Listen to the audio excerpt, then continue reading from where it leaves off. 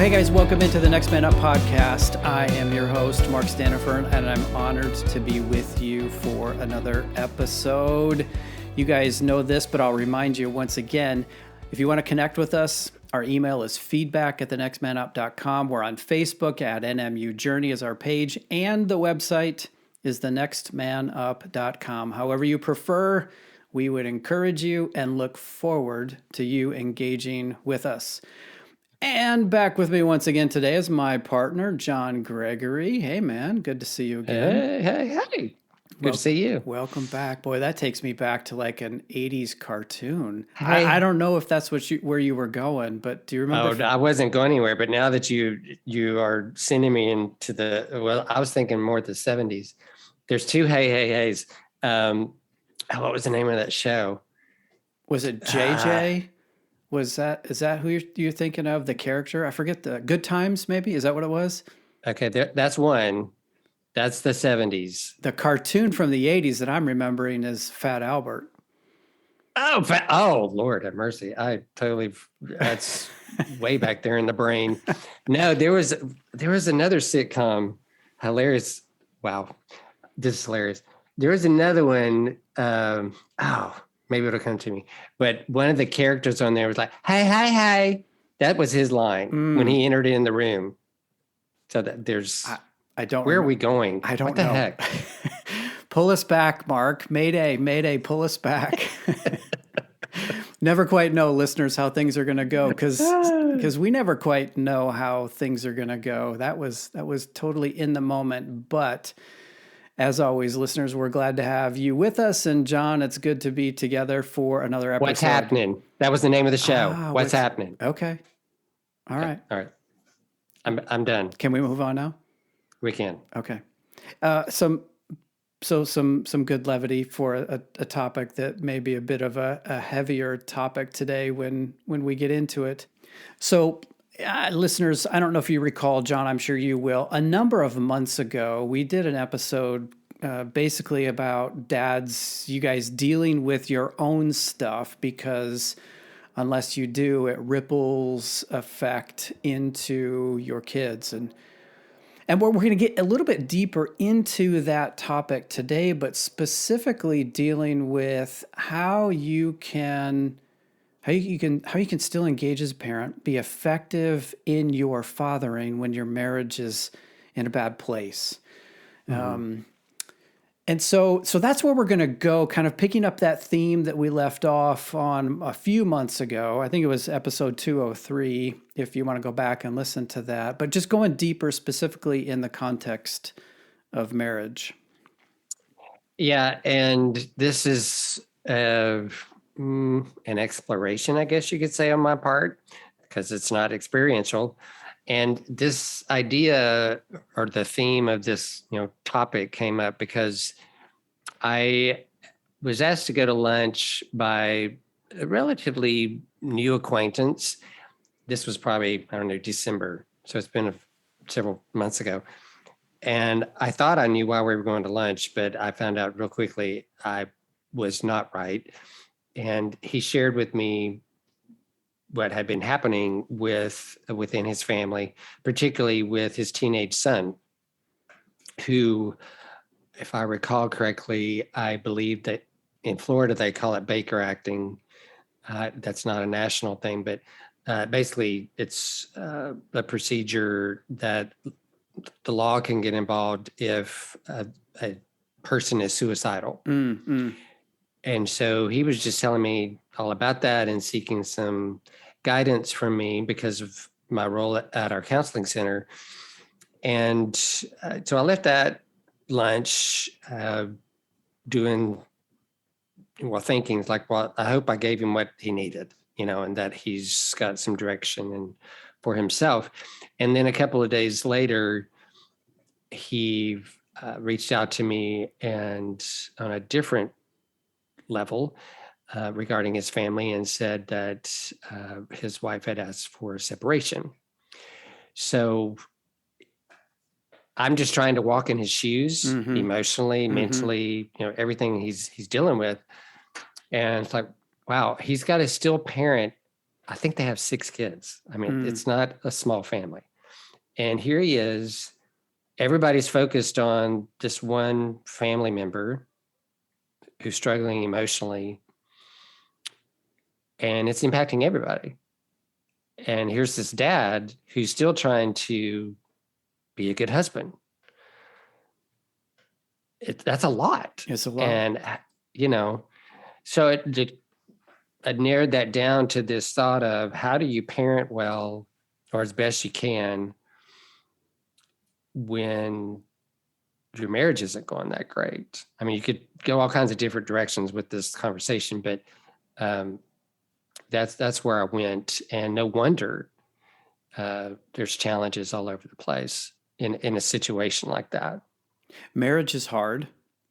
And not to like make it overly hard and dramatic, but it takes work.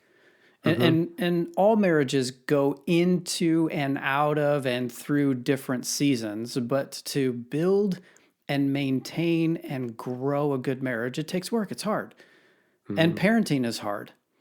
And while I don't have the experience of a marriage that sucks in the moment and trying to be a good parent, I do know that my wife and I have gone through challenging patches as husband and wife, and I've gone through challenging patches as a father. And the scenario that you're painting here with your friend, and then the bigger picture is how do you still show up in a way that is beneficial to your kids even when you're going through a difficult patch, or not just a difficult patch, but when your marriage appears to be on a nosedive and about ready to crater, how do you still be a dad in that situation?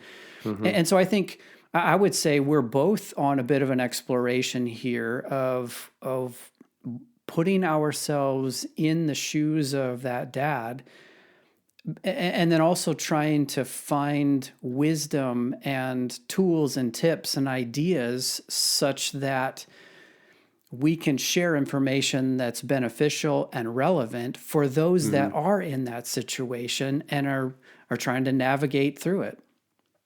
Yeah. And the reality is we'll probably have listeners who your marriage ended because of something, similar. Whatever it may have been. Maybe it was a diagnosis that just drove the two of you apart, whatever it was. So the conversation in this episode is to do whatever we can to help you as a dad not get that far, so to speak. Yeah. How do we avoid the complete explosion here? How do we avoid that? Yeah, for sure. So in my certain, of course, lack of experience in all fronts of what we're talking about today, I have the benefit of working at a counseling center where I can just throw the question out, and these degreed and people who sit in this all day long with multiple clients can give me a really quick answer. So that's what I did. I reached out yesterday and got some good feedback, and this may feel like, wow, we're just going straight to the practical step, but let's just dive in here for a second. Yeah, let's do. One of the counselors this is what he does. He mostly works with teens, but he certainly works with families. And I spoke with him at length this morning so he could, here's, I'm going to tell him in a little bit. He responded to me in a text that had like 6 words. I mean, that's not really enough. Might need a little more. I don't have a degree in whatever you would call interpreting 6 words. I don't have a degree in that. So you're going to have to elaborate. So thankfully he was willing to do that. And he had 4 words that he has pretty much on his own. If he were to write a book, this would be the skeleton that he would write his book on. And the words were order, love, value, and hope. And I think it's fair to say he sees this as a foundation that you start with one and you build. And what he means by order is that in these chaotic, troubled seasons that a family may go through, it's important to establish the order of the family and find the balance of that. Like stability? Is that what you mean by order? Or like a cadence or a rhythm or all of that? All of that, but also like what's everybody's role? How are we going to address what we're dealing with? Yeah, that kind of order. Does that make sense? Now, let's bring some order to the craziness or to the challenge, whatever. Let's bring some order to it. And then what he means by love is, he said, really, what I really mean by that is maintaining connectivity, maintaining connection, that you don't lose the connection between the mom and the dad. Of course, you don't lose the connection, and don't abuse any connections, by trying to manipulate anything or trying to get a child on a parent's side, that there's mutual connection, there's mutual love and respect, even when we're dialoguing through challenging problem solving. We're mutually pursuing doing that respectfully and with love, and not separation and division. There's a lot. We could probably talk about these two things and go for 30 minutes. By the third element, the third word of value, and this is where I think it gets really practical for the dads here, is when we're talking about parenting in challenging times. By value, he means making sure your children, and particularly your sons, you're instilling a sense of worth in them, even through a challenging time, that you're nurturing that, you're supporting their sense of worth, that it doesn't get lost in whatever's going on in the family right now. And you do that by encouraging their talents, encouraging their abilities. You don't just shut everything down because we can't manage everything. Try to find the way, and this goes back to the order, right? So keep at those values that doesn't sort of punish anybody, because such and such is going on. Let's make sure we can do this as best we can right now. And then that brings you to hope, which by hope, he means making sure that everybody has something to look forward to. And that can be very practical, as in keeping family traditions. We always do this at the holidays, or every Saturday we go to the movies, whatever that thing is that gives everybody the sense of we're not falling apart. There's still structure here. We have hope because we're looking forward to things. And in part of that, he says it's also a key element. I know I'm throwing a lot out here, so I'll stop after this and then we can unpack all of it. A key element to it in establishing hope is keeping your word. That when you say yes, you don't let that yes become I'm sorry, and it's a repeated thing that happens over and over, that you don't keep your word, you don't keep your commitments, and the hope is just gone, and connection, everything just starts falling apart. So that was his structure, that he says this counselor says, I always come back to this when I'm dealing with families that are in turmoil, or even an individual, and let's build on that.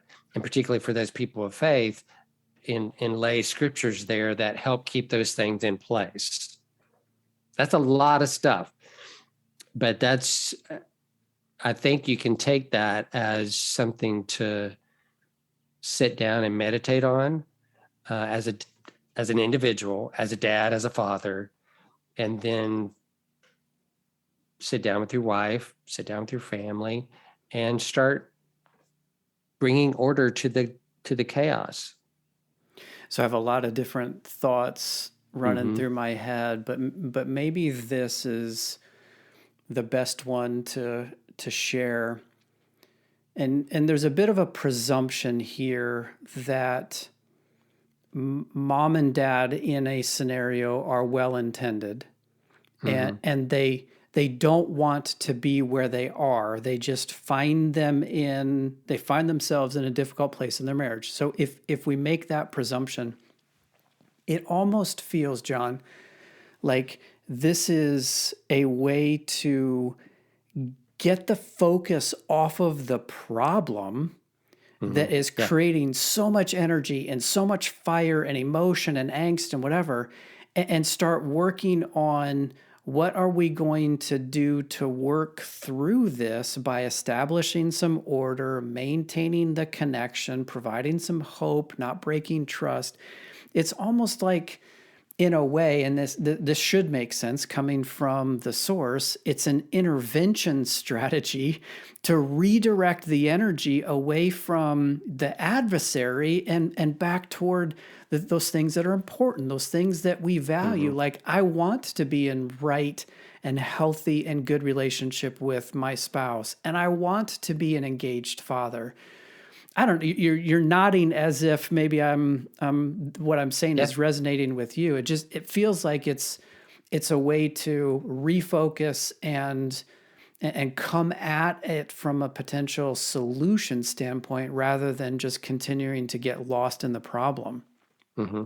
Yeah, and I think a lot of counselors use a term, and I'll just use these two terms. You're either going to continue to sit in the negative, or you're going to reframe it, like you just said, into positive.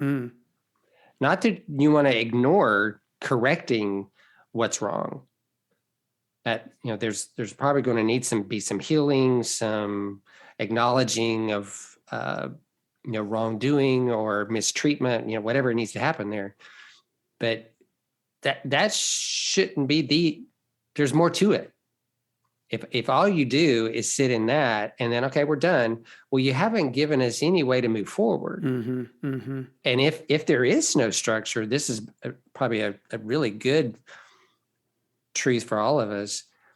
If you don't have anything you're building on, that order, if you don't have that, well, then there's no wonder, there's no wonder we got to where we are. Yeah. So if we can come back to, well, how does this family function? What are the values that we say we have and what is my role as a husband, as the wife and the children? How do we work together? All those things. If we've never talked about it, which is probably the case in a lot of families, then let's do that. And if we can't do that on our own, which is probably true, then let's get with someone who can help us establish that.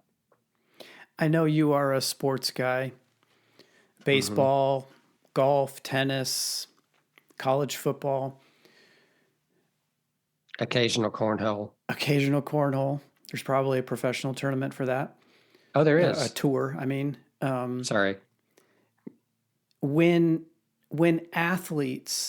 elite athletes at that level are struggling, they're struggling with their golf swing or their hitting swing or their tennis swing or their shot on a basketball court. When they're struggling, what do we hear often from the coach that's in their life?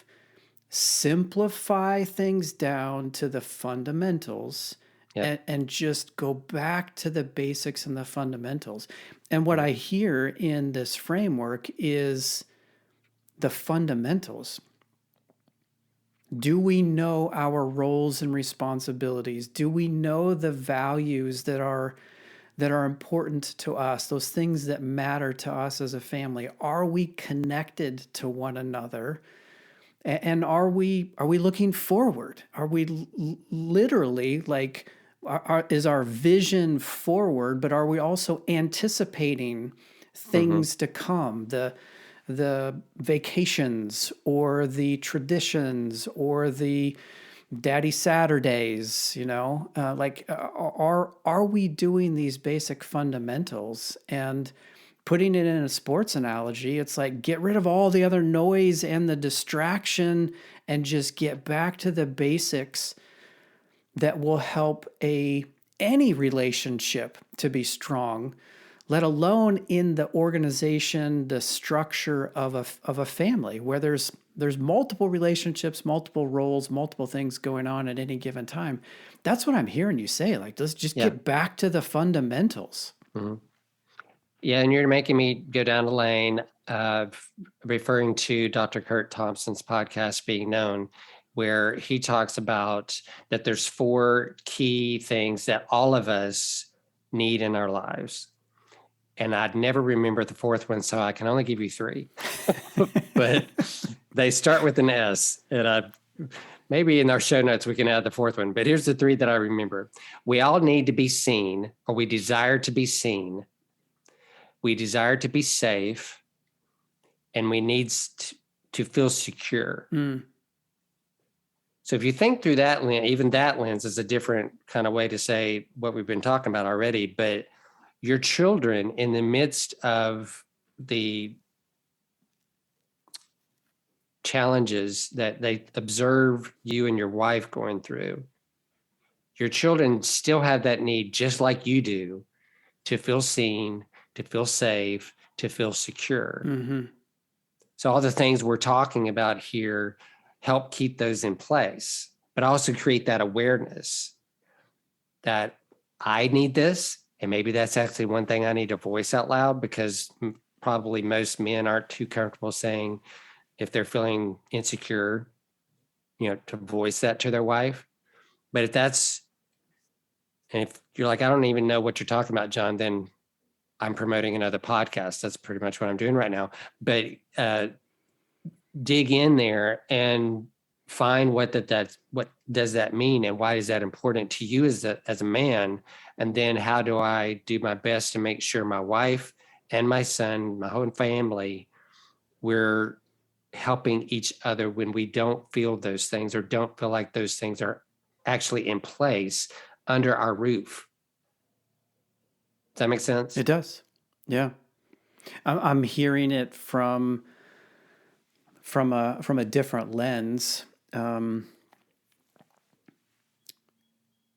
From this vantage point, you could argue that the reason why there is conflict in a marriage relationship, let's just stay there because that's where we are, is because we're looking to the other person to meet some need in our lives. We're expressing that insecurity that we have about who we are in the form of, I want you to meet my need, and if you don't, I get frustrated. And we could spend a lot of time unpacking that. But if you grant me that there is a strong element of conflict there that's based on, I need to get from you, the other person, and if you're not, then I'm going to respond in conflict, then what we're talking about here is we've got to be willing to do the work on ourselves first and recognize what is creating that conflict, what we're trying to get from another person. Right. And go inside and do the work to find it inside, or in the spiritual context, find it in that God-shaped hole that's wired and built into all of us, and tap into that so that we can show up in those difficult situations and be a little more relaxed, not so much attacking the other person, but really hearing and assessing what's going on, being more curious rather than defensive. And also, from the lens of a father, taking our eyes off of ourselves. And to your point, John, being aware that our kids still need to be seen, and they need to be secure, and they need to be loved and supported. Because guess what? We haven't really said this, but let's just say it. Kids pick up on something is wrong when your marriage is not in a good place. They know. They may not know the circumstances. They may not know the underlying cause. They for sure don't know that dad's dealing with insecurity or mom's dealing with insecurity. Like, they don't know that. but their radar is strong enough to pick up on something's not right. And if we don't pause in those moments repeatedly over and over and over to reaffirm them, to maintain that connection, remind them that it's dad's issue, not their issue. It's not their fault. This is something that mom and dad are working on. Like if we don't see them and support them in that way, then it leads to trouble down the road. Our stuff affects them. And in this case, it affects them in a negative way. Mm-hmm.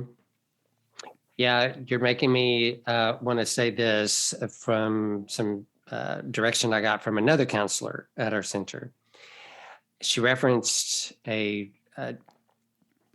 group called the Gottman Institute, which is led by Dr. John Gottman. And everything you're talking about in a couple of articles I read, he leads you down the lane of challenging parents to become what he calls emotion coaches, which sounds like, good God, please no. But everything you're just discussing is, what if we knew better how to handle our emotions as the adults in the room? And then how does that trickle down to my kids? Because what they watch is what they repeat what they watch. So for example, in one of the articles that was shared with me, I'm just going to read a couple of sentences here. It says, parents whose conflicts are characterized by mutual hostility often produce children who are unable to wait their turn, tend to disobey or break rules, or expect others to conform to their wishes. Here's another example. Couples whose conflict styles involve a pattern of wife hostility met by anger and withdrawal or stonewalling of the husband tend to produce children who are shy, depressed, or anxious. Man, when you just sit and hear that, it makes you want to say, I want to stop doing that. So if I'm caught up in those kinds of ways of dealing with my emotions with my wife, and the results are this is how my kids start dealing with their own emotions, I want to change that. So let me play this back. Make sure I'm tracking. Here's what I heard in my own language coming back at you. When the dad engages in conflict with wife that involves anger and hostility and outward expression, their kids tend toward that as well, an outward expression of their emotions and frustrations. Impatience, I forget some of the others, but not waiting their turn. Yeah, exactly. And responding in depression, anxiety, potentially. Yeah. Expecting somebody to rescue them or meet their needs, whatever. Yep. So when the dad acts that way, you get a tendency toward the kids acting in a certain way. When the dad disengages or shuts down or hides, then kids tend to be more emotionally withdrawn, more depressive states, and even more socially withdrawn as well. They tend to be more shy. That's what I heard. Is that right? That's wow. Exactly right. Wow. According to his research. Yeah. And another little interesting clinical thought here, and then we can get back to practical. The sort of delay, you might say, is like 3 years. What I mean by that is his research says they observed this between the parents, and the results of the kids' behavior is you'll start seeing it in about 3 years. What does that tell you? The urgency to switch that behavior and the way you problem solve with your wife is now. I mean, there is urgency to this because your kids are watching. That's right. And you want to keep being the best parent you can. So he's written a book. It's called Raising an Emotionally Healthy Child, I believe is the title of it. We'll put that in the show notes.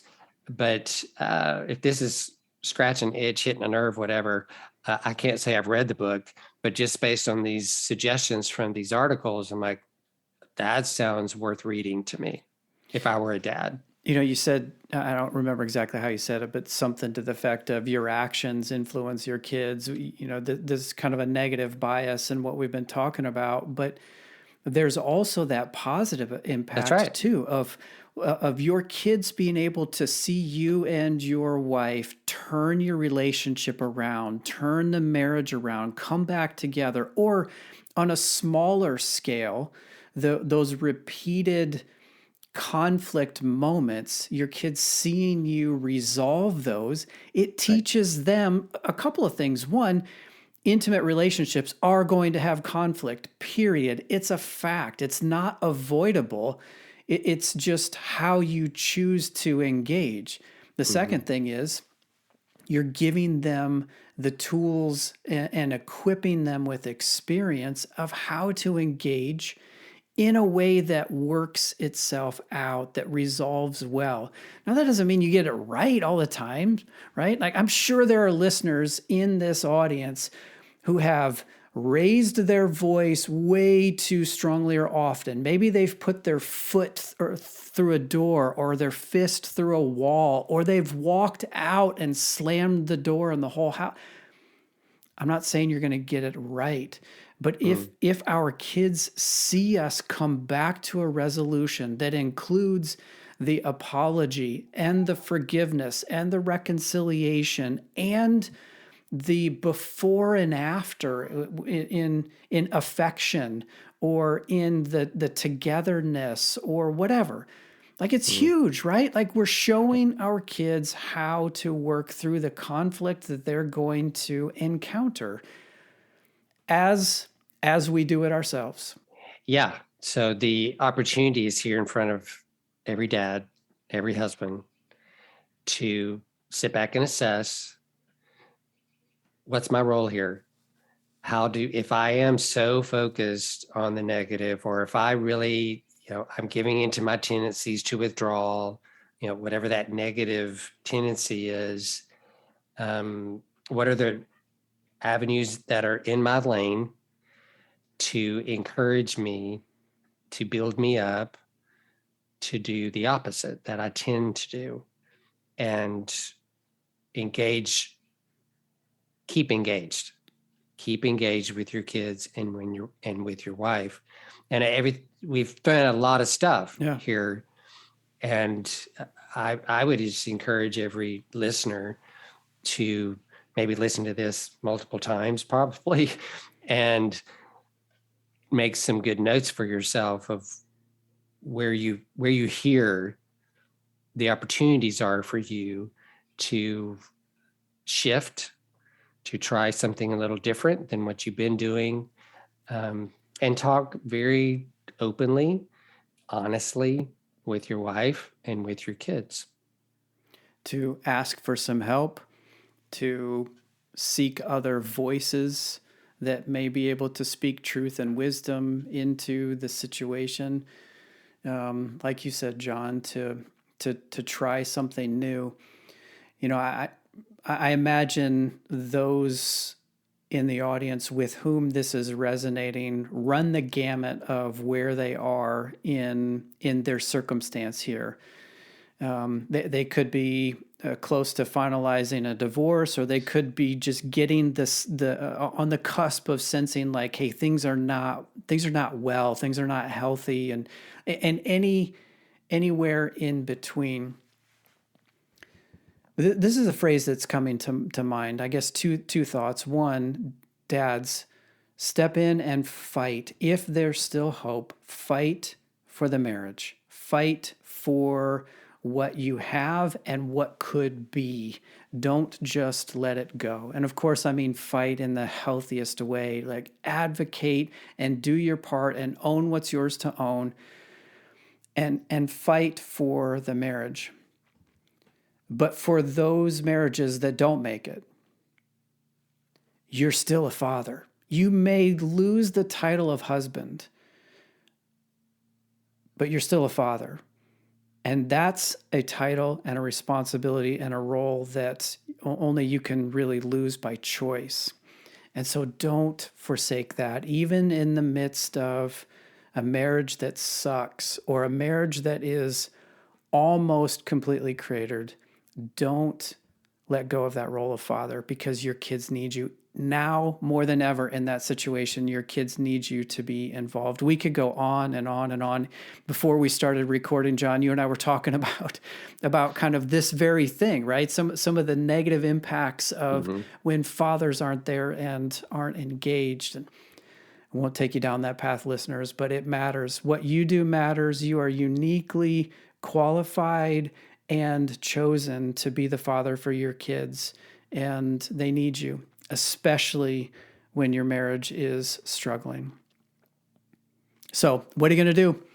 That's the challenge that's before you. We end most of the episodes in a similar way. What are you going to do? What's one small thing that you can do? What's one big radical thing, if you want to move in that direction, that you can do? Lots of information. Maybe it's worth hitting repeat and listening to this again, but what are you going to do? Okay. Well, John, as always, thanks for rumbling on this topic. I appreciate the wisdom and insight of that counseling resource that you have behind you, and and lots of other good resources tossed out. Plus, there's always a quick internet search to find some good information out there that can help you wherever you are, whatever you're struggling with. Know that we want you to be encouraged. We want you to be challenged and inspired and hopeful about who you are and about the role you play as a father and as a husband. So we'll cap it at that. John, thanks again, listeners. Yes, sir. Same bat time, same bat channel. Next week, you know the drill. Until then, adios.